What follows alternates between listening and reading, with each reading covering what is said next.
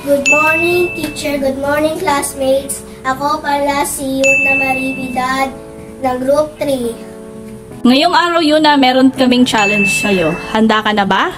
Opo. Ang challenge natin ngayon, tatawagin itong amuyin mo, hulaan mo. So nag-ready kami dyan ng mga liquid, mga condiments, tsaka mga ingredients sa pagluluto. Familiar ka ba sa mga nakikita mo sa lamesa? Opo.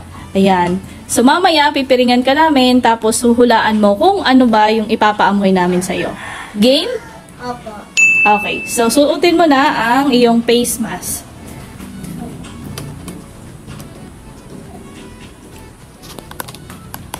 Ilan to? Hindi ko alam. Ninigarado lang tayo na hindi niya nakikita. Okay. So ngayon, ito ang una mong aamoyin. Alam niyo ba to, mga bata? Ginagamit ito sa pagluto. Oh, ano to? Ano ba yan? Bawang? Tama. Garlic. Ito naman. Hindi ko maamoy. Ito. Kalamansi? Tama. Kalamansi. Ito naman. Ano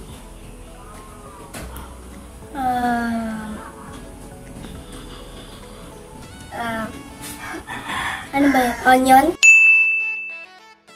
Tama. Onion o sibuyas. Ito naman.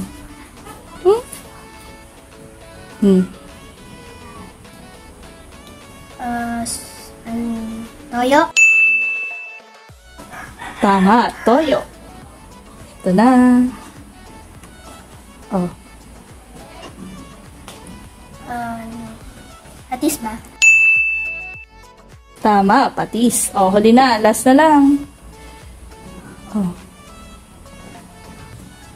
Suka? Ayun.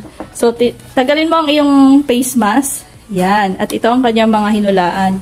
Tama siya sa garlic, kalamansi, onion, toyo, suka, at patis.